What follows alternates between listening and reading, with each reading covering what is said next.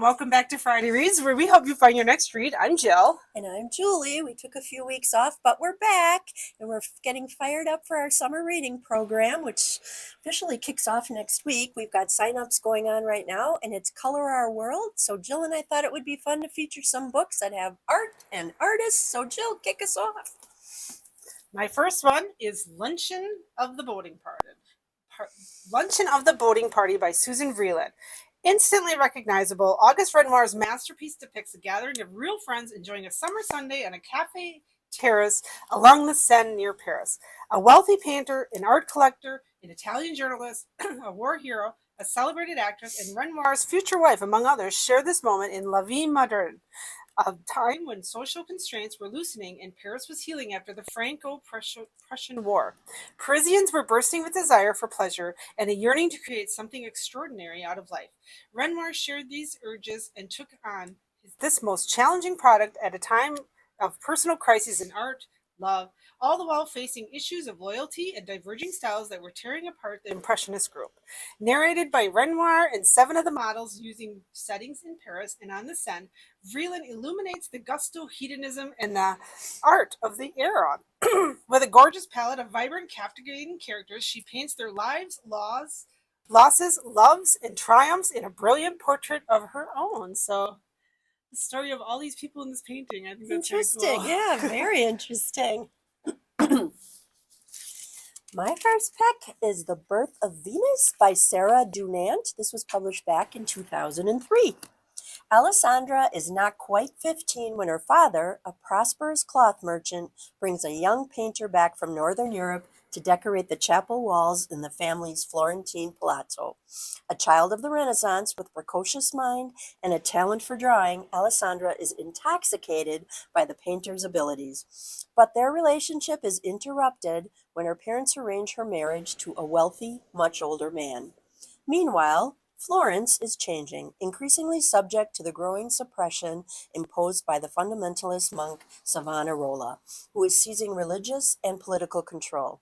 Alessandra and her native city are caught between the Medici state, with its love of luxury, learning, and dazzling art, and the hellfire preaching and increasing violence of the monk's reactionary followers. Played out against this turbulent backdrop, Alessandra's married life is a misery, except for the surprising freedom it allows her to pursue her powerful attraction to the young painter and his art. This book was described as a tour de force, the first historical novel from one of Britain's most innovative writers of literary suspense. It brings alive the history of Florence at its most dramatic period, telling a compulsively absorbing story of love, art, religion, and power through the passionate voice of our main character, Alessandra, a heroine with the same vibrancy of spirit as her beloved city of Florence. And you might know The Birth of Venus painting by Botticelli. So I do know that painting. Yeah. Cool. My next one is Blood, Water, Paint by Joy McCullough. This is actually a teen novel. It was the Goodreads choice for the nominee for readers' favorite poetry. This one is in prose, or not prose. It's a lyrical book. Huh? It's like in poem. Her mother died when she was 12, and suddenly Artemisia Gentileschi has a stark choice: a life as a nun in a convent, or a life grinding pigment for her father's paint. She chose paint. By the time she was 17, Artissima did no more than just grind pigment. She was one of Rome's most talented painters, even if no one knew her name. But Rome in 1610 was a city where men took what they wanted from women. In the aftermath of rape, Artemisia faces another terrible choice: a life of silence or a life of truth, no matter what the cost. You will not consume my every thought. I am a painter. I will paint. I will show you what a woman can do. So, Blood, Water, Paint. YA pick. My second pick should be a painting a lot of people recognize, is Girl with a Pearl Earring by Tracy Chevalier, published back in 1999, actually. Wow. It was winner of the 2000 Barnes & Noble Discover Great New Writers Award. This author transports readers to a bygone time and place in this richly imagined portrait of the young woman who inspired one of Vermeer's most celebrated paintings. History and fiction merge seamlessly in this novel about artistic vision and sensual awakening. This story tells the story of a 16-year-old Greek whose life is transformed by her brief encounter with genius, even as she herself is immortalized in canvas and oil. The Dutch artist Johannes Vermeer, it's one of his most well-known works. It depicts this woman in exotic dress and a very large pearl earring, as you can see. Yeah. It permanently resides in The Hague. This was made into a movie in 2003 starring Scarlett Johansson and Colin Firth. So check out Girl with a Pearl Earring. The girl with the pearl earring does look a little like Scarlett Johansson. I know. My next one is Georgia, a novel of Georgia O'Keeffe by Dawn Tripp. This was published in 2016. A novel about the life of American master painter Georgia O'Keeffe, her love story with the photographer Alfred Stieglitz, and her quest to come of age as a woman. In this novel of a couple and a passion and betrayal and art, Georgia comes alive as never before, by the writer whose work Edna O'Brien calls shimmering and audacious. Georgia O'Keeffe is a young woman painting and teaching art in Texas when she travels to New York to meet Alfred Stieglitz, the married gallery owner of 291, modern art promoter and photographer. Their instantaneous attraction and powerful hunger for each other draw her into this world of art, sex, and passion, and she becomes his mistress and his muse. As their relationship develops, so does Georgia's place in the art world, but she becomes trapped in her role as the subject of Stieglitz's infamous nude photographs of her. The critics cannot envision her as her own being. As her own artistic fervor begins to push the boundaries of her life, we see Georgia transform into a powerfully independent woman she is known today. So if you're interested in Georgia O'Keeffe and how she became, like, from a subject of art to an artist herself. Very cool. Next pick is The Chalk Artist by Allegra Goodman, and this was published in 2017. Tension arises in the love affair of a young artist for whom nothing is permanent and his girlfriend, a teacher who believes that things are meant to last. It's by the New York Times bestselling author and National Book Award finalist. It's a compelling love story between two very different young people. Colin, a disarming chalk artist who thinks nothing of erasing his dazzling work.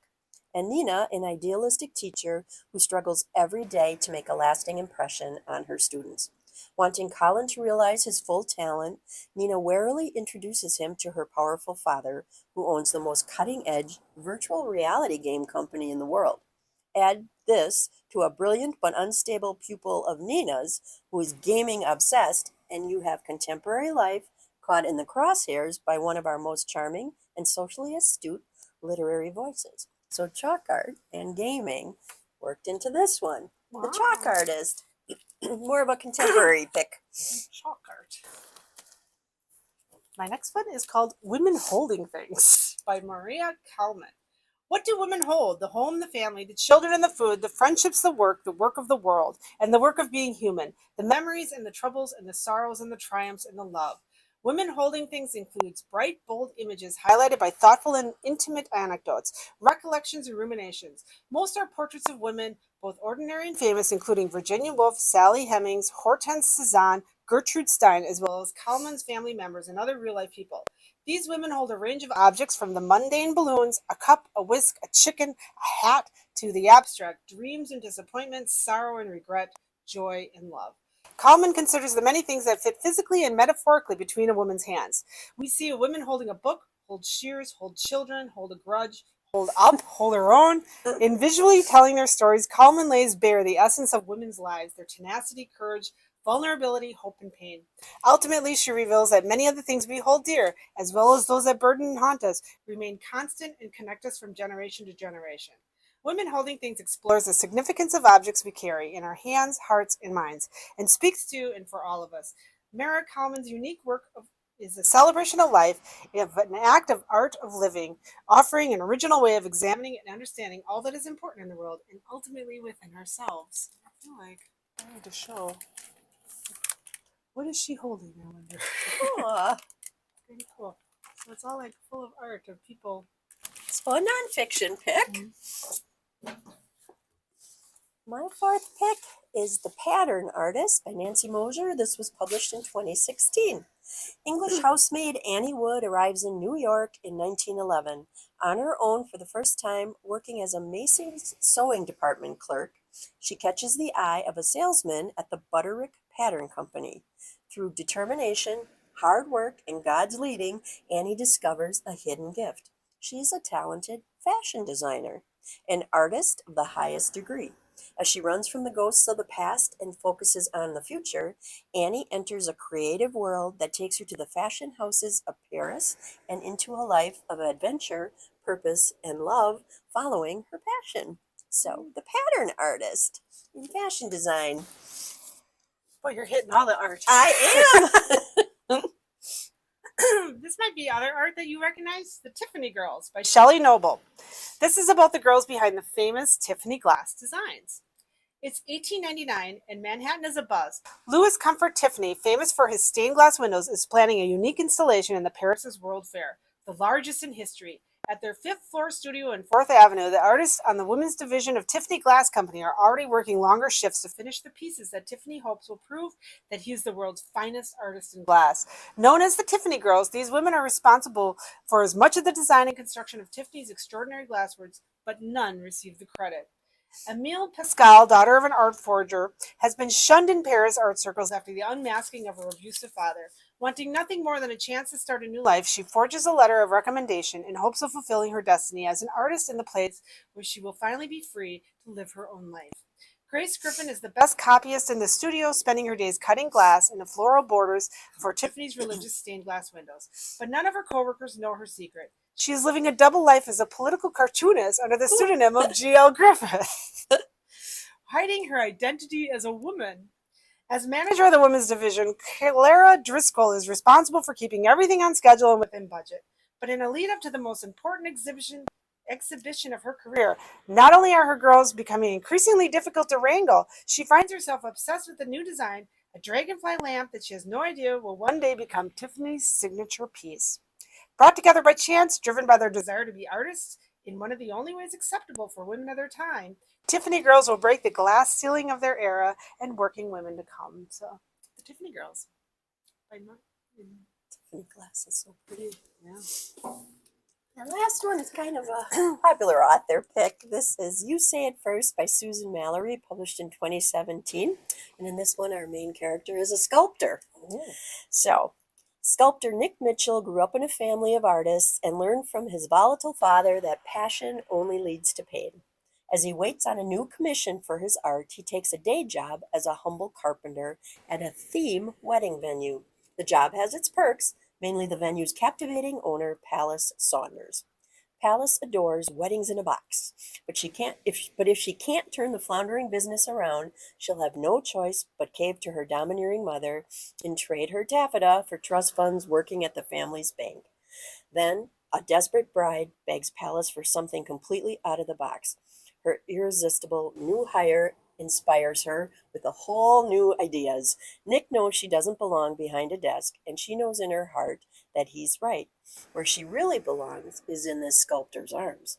This is the first book in the Happily Inc. series. So, Susan Mallory's You Say It First. Well, we hope if you're interested in art that we got some books for you to read. And if you want to see more art, I think we're going to have a summer of art here at the library with Color Our World. We are. We have a program for babies, for kids, teens, and adults. So stop in the Kimberly Library, pick up your reading log, and we hope to see you at the library this summer. You can find our Friday Reads videos on our Facebook page, the Kimberly Public Library website, and our YouTube channel. So until next time, Jill and I say, thanks for watching.